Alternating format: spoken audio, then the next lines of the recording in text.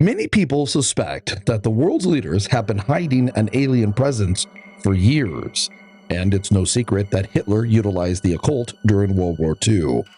But did you know that the United States government once teamed up with a vampire in order to fight rebels? It's true. And the United States? They kept records.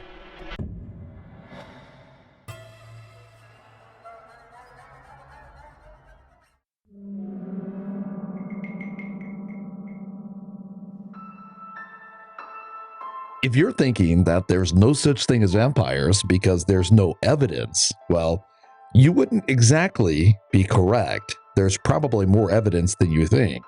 Granted, evidence isn't proof, but there is evidence. We actually did a report on a man named Vrykolakas. Please forgive me if I mispronounce his name. But this man most likely murdered more than 100 women. And the way that he did it? You really need to watch our report to find out. And Amy hates it when I give away spoilers. But on this one, I just can't resist. Let's just say that nearly all of the bodies found were drained of blood, and they had puncture marks on their necks in the exact spot where you would think that a vampire would leave a bite mark. You know? Of course, the world chalked this up to Vrykolakas being a crazy serial killer with a fetish for blood. But if you haven't watched the report, you should. I'll put a link in the description. And there is other information out there that could also be thought of as evidence for the existence of vampires as well. In this video, we're going to look at how the United States government once utilized a vampire to remove a rebellious stronghold in the Philippines. You might be aware that tons of people on YouTube have already shared this story, and many of them have done a pretty good job. But all of them, as far as we could find, did this from the government's point of view. We're going to share this story from the rebels' point of view, imagining how they must have experienced this strange affliction that was put on them by what they might say is the occult-connected United States. And then stay with us for our Fact or Fiction segment. There, I'm going to reveal exactly how the government did this, and if you're not familiar with the story, it just might surprise you. Then Amy is going to come on, and she's going to talk about how sometimes the crazy ideas that we think that might be going on behind the scenes actually are going on behind the scenes, and fact just might be scarier than fiction. So this report begins with a quick backstory starting in World War II.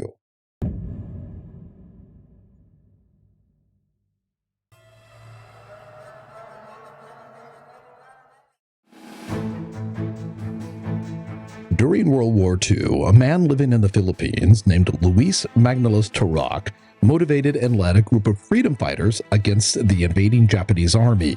These freedom fighters were known as the Hukbalahap.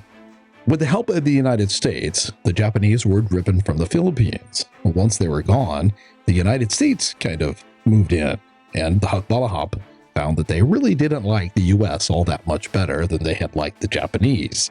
So these freedom fighters shifted their attention, and they became a problem for the newly appointed Philippine leaders, and thereby a problem for the United States. Well, the United States really felt like they needed a strong presence in the Philippines, and in order to make that happen, it was quickly understood that the Hukbalahap would have to be removed.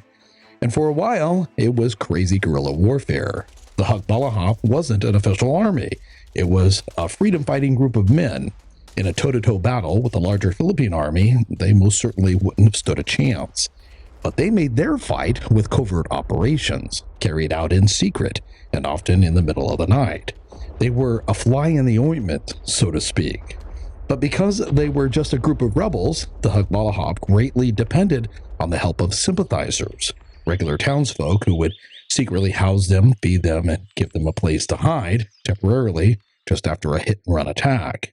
And it is under these circumstances that our story begins. The day was cloudy, and for the most part, the villagers couldn't see the plane. But they heard it. It was flying low in the sky, somewhere just above the cloud line. The roar of the propellers began faintly in the distance and got louder as the plane grew closer. Planes didn't generally fly over this area, so the people got curious. Many of them stopped what they were doing and looked up toward the sound. And just when it sounded like the plane was directly overhead, everyone heard a voice coming out of the clouds. Whoever was speaking seemed to know intimate information about certain members of the village. The voice said that it knew that these people had been helping the Hukbalahap. Well, this in itself, of course, was very unsettling.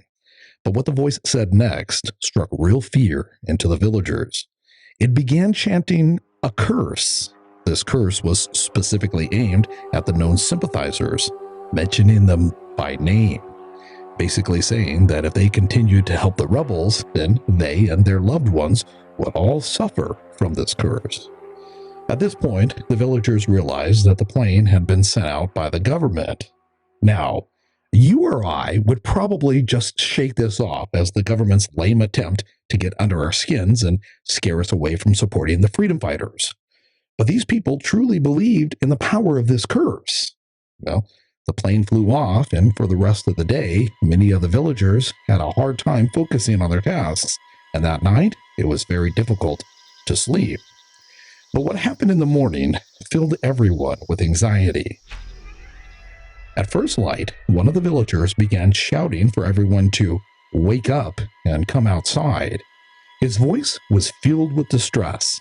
Painted on the sides of many of the buildings were giant, strange, demented-looking eyes. These eyes were painted in such a way that all of them were directly facing the homes of the sympathizers, the people who had been cursed. After the shock had passed, the villagers, of course, washed off all of the paint. But over the next few weeks, it appeared as if the curse was actually coming true.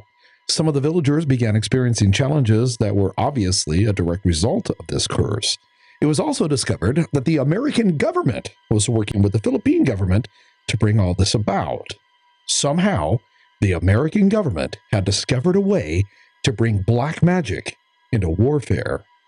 And working with the Philippine government, they had successfully cursed several members of this small village.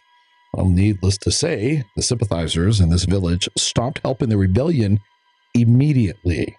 Shortly after this, other planes flew over other towns, and voices issued curses to known sympathizers in those towns.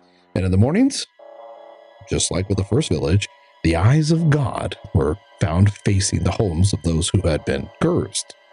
The government was clearly in cahoots with the devil, and soon, believe it or not, they'd be using real live vampires to attack members of the rebellion.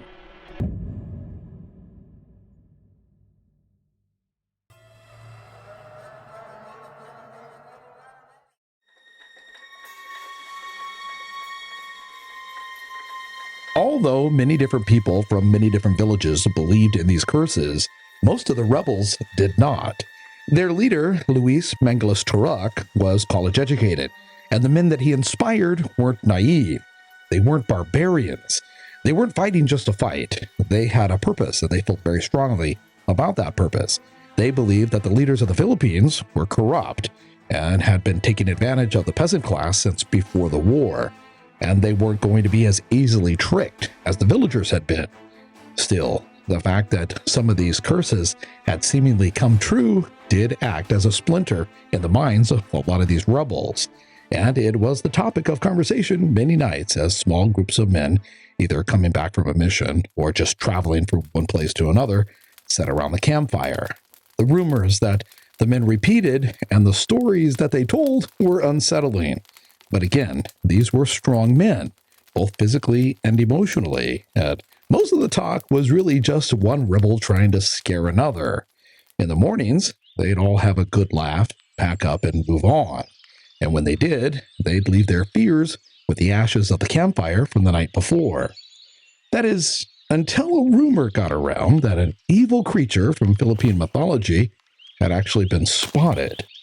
Rumor had it that this creature had been sighted roaming one of the hillsides where the Hukbalahap had a stronghold. This particular creature was known as the Aswang Vampire.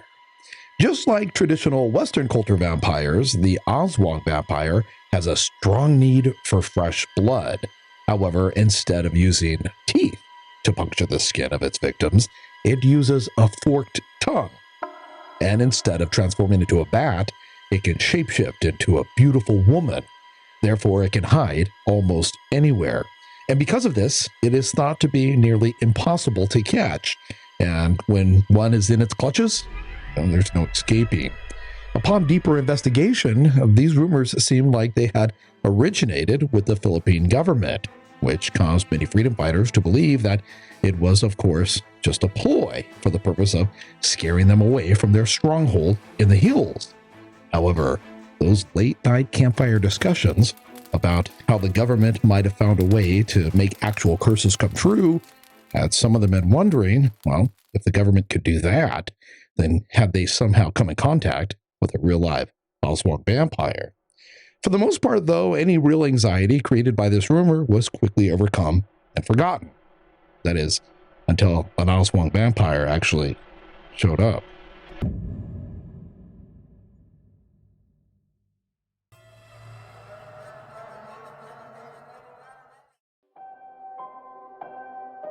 The Hukbalahap had hideouts in many different hillsides, and to keep their hideouts safe, they of course used patrols.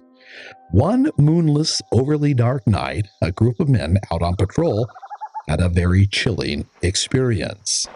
It had rained off and on throughout the day, and although it had lightened up a bit, it was still sprinkling, and the ground was very wet. Some of the areas of the ground weren't so bad, but others, where the terrain dipped down just a bit, were muddy and water-filled. So, during their patrols, the men would either be walking on somewhat slick ground, or they would be sloshing through deep mud puddles that often reached their calves. These patrols were pretty much routine. For the most part, they were uneventful, and although the safest thing to do was, of course, to keep quiet, keep focused, and keep a good lookout, because these patrols were usually so uneventful, the rebels often carried on conversations, joking, laughing, speculating about the outcome of the rebellion, things like that. And this night wasn't much different. Well, that is, except for the nature of the conversation. Everyone was, of course, talking about the government's curses. By this point, they had been going on for quite a while, and rumors had escalated. Tonight, a debate was taking place among this group of men about what was actually true and what was just hype. And at some point, one of the men brought up the thing that was on everyone's mind, but no one wanted to talk about. The rumor, of course, that the government might actually be in contact with a real live Aswang vampire. Most of the men just laughed it off, but deep inside, each one was filled with speculating anxiety. What if? Could an Aswang vampire actually exist? And if so, could the government really be in touch with one? No, not possible. These conversations ran on through the night, and then sometime after midnight, the man in the back noticed that the man behind him was gone. So he got everyone's attention. The group stopped, reorganized, and then began to trace their path back the way they came. The conversation stopped, and the men were very quiet, walking very slowly. And the anxiety from all this supernatural talk grew, and their imaginations started running wild. Then, after a few hours of backtracking, one of the men pointed out something low on the ground in the middle of the trail about 50 yards ahead. Many of them wondered, was this an Aswang vampire? But if you're thinking that it was their fallen comrade, you're right. The men made sure that there wasn't anyone or anything hiding in the bushes, and then they examined the corpse. And when they did, check this out. They saw that the man's neck had 2 puncture holes, right where an Aswang would put them. And later it was discovered that the man's body had been completely drained of blood. Well, the rebels abandoned their stronghold and moved out the very next day.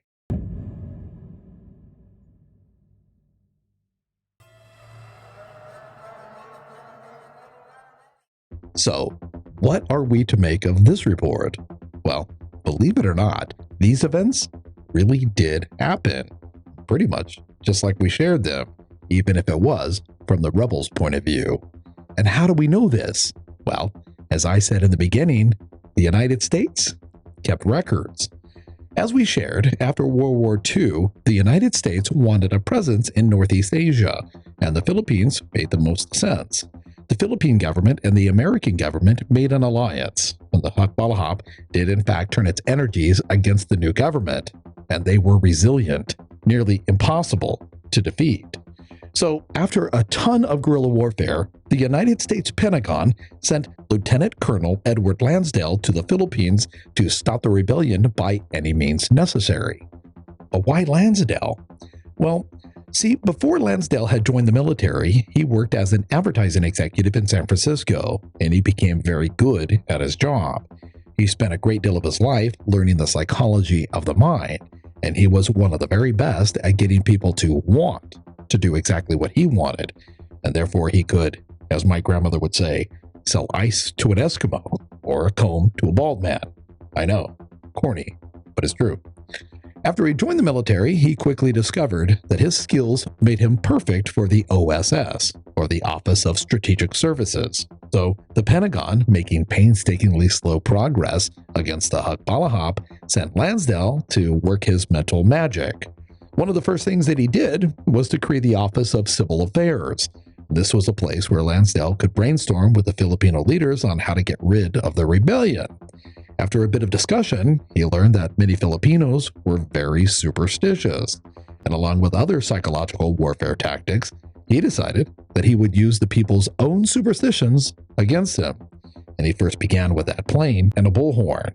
He would gather intel on possible rebel sympathizers and then have someone fly over the villages where these sympathizers lived. And as I stated earlier, the person then would shout curses down at the people. Then, in the cover of night, a highly trained covert team, think CIA, would sneak into these places and they would paint those creepy-looking eyes on various buildings, making it appear that the eyes of God just came out of nowhere. As far as the curses seemingly coming true, well, Lansdale knew from years of studying the mind that he wouldn't have to do anything for that part to work. People's faith in those curses would be enough. And the Aswang Vampire? That was Lansdale's masterpiece. A combat Psywar squad was brought in, and they planted stories among the town residents of an Aswang living on the hill where the Huks were based.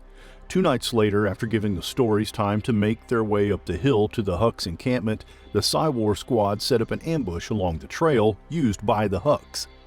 When a Huk patrol came along the trail, the ambushers silently snatched the last man of the patrol, their move unseen in the dark night. They punctured his neck with 2 holes, vampire fashion, held the body up by the heels, drained it of blood, and put the corpse back on the trail. So, just imagine walking up on a scene like that late at night after hearing all of those rumors. When the Huks returned to look for the missing man and found their bloodless comrade, every member of the patrol believed that the Aswang had got him and that one of them would be next if they remained on that hill. When daylight came, the whole Huk squadron moved out of the vicinity. This was a pretty interesting story, at least to me. It's a story where a conspiracy theory about the government using mind trick PSYOPS on the people later turned out to be true. Amy discovered that over the years, there have been quite a few conspiracy theories that later turned out to be true. Really curious to find out if our viewers like conspiracy theories. Oh, yeah. If you do, drop a comment below. So what do you have for us today? Oh, wow. The conspiracy theory rabbit hole. You could just get lost forever. But I picked 4 that I really wanted to talk about today. One conspiracy theory that had been around for a long time is that big tobacco companies knew that cigarette smoking caused cancer. And not only did they not disclose it, but they also tried to hide it and trick people. Okay. All right.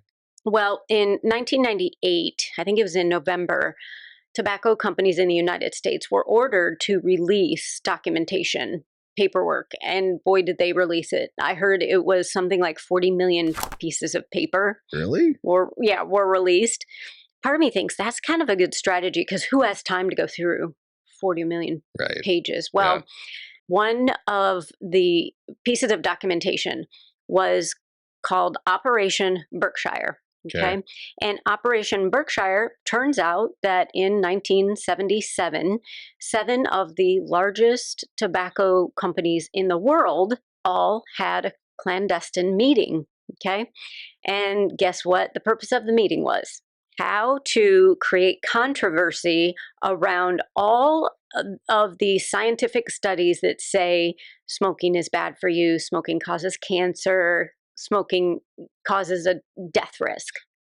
Wow. Yeah. So they got together and that was the sole purpose. So it would appear that as early as 1977, the tobacco companies knew, without a doubt, that their product created cancer. Oh, absolutely. And they had a secret meeting with their competitors to how to trick the people. Right. And they did for a long time, right? They sure did. They even had a program called, oh my gosh, now I just forgot the name of it. But basically it was a reassurance. It's to reassure smokers it's okay. It's really not that bad. It's really not that big of a risk. Wow. You're fine. Yeah. And now we know that was not a theory. It was an absolute truth. Yeah. Yeah. And so another one that I found was that the Dalai Lama is a CIA operative or agent. What? Yep. And I thought, well, certainly there's no truth to that. And then I kept reading and I found out during the 50s and 60s, the Cold War era, the CIA funded an operation, if you want to call it, but it was the Tibetan or Tibetan, however you say that, exile program. All right. And basically they gave the people of Tibet $1.7 million a year in order to try to undermine the communist Chinese government at the time. Okay. Well, $180,000 annual salary went to the Dalai Lama. From the CIA. From the CIA. And there's proof of that today. There is proof of that today, yes. So the Dalai Lama was a CIA asset, for sure. Oh, well, he was certainly on the payroll. Yes. Another one I found was that E.T. is buried in New Mexico. What? Yeah. That's still a theory, right? You're talking Area 51.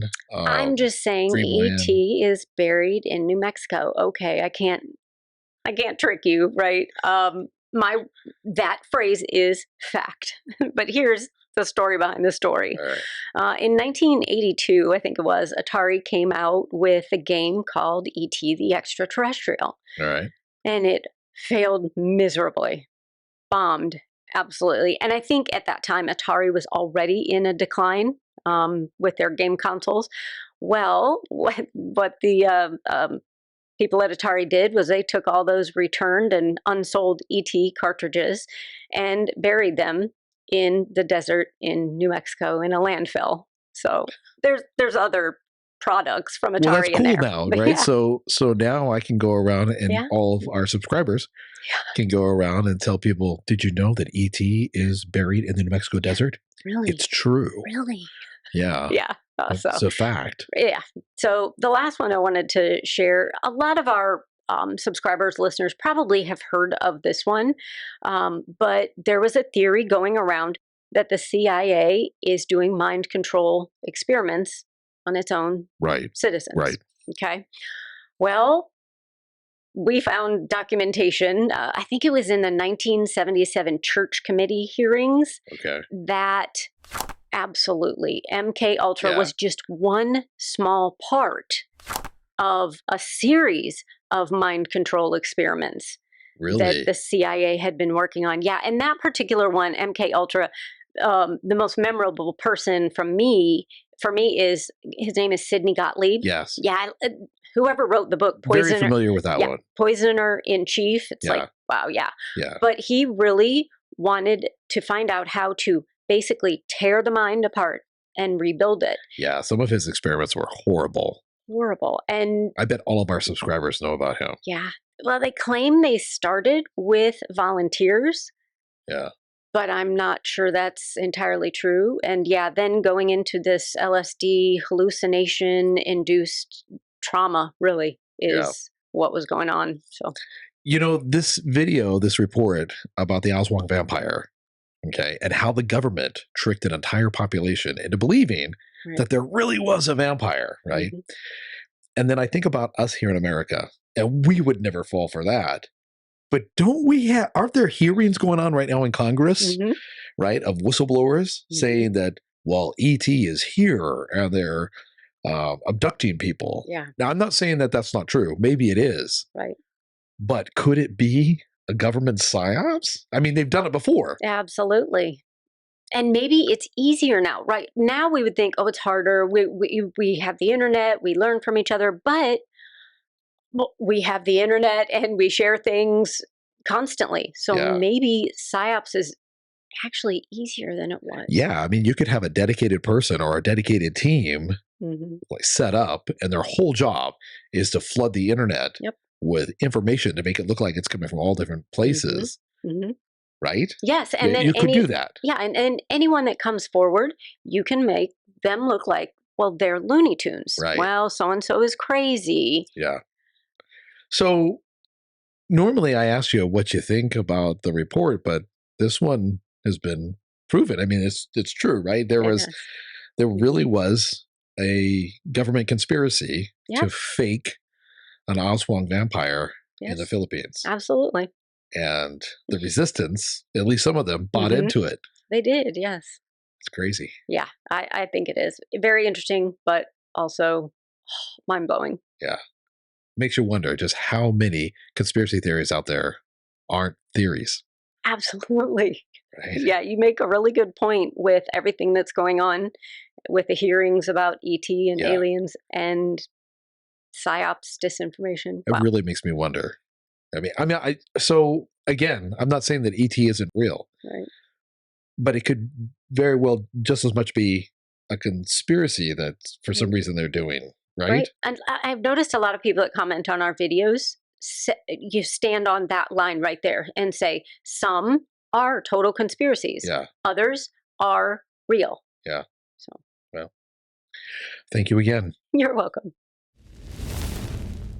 Did you ever think that the government would go to such lengths as to make the people believe that vampires actually exist? You know, this report reminds me of the whistleblower Bosko Nedeljkovic. He came forward in the 1970s claiming that he had worked with the CIA to fake alien abductions. He said that in the 1950s and in the 1960s, he was part of a covert team who drugged random people and then went to great lengths to convince them that they had had encounters with aliens. And they did this all just to find out how the people would react. It's an extremely interesting case. We did a complete report on it. As a matter of fact, it is the very first report on this channel, and we were still learning. And because of that, some of it is a little slow, and other parts are probably a bit cringe. But if you'd still like to see it, it's here. Hey, everybody. Thank you so much for watching this report all the way to the end. And if you haven't gotten any rope merch yet, feel free to visit our store on Fourth Wall. Yeah, some amazing stuff. She designs it all. Thank you, guys.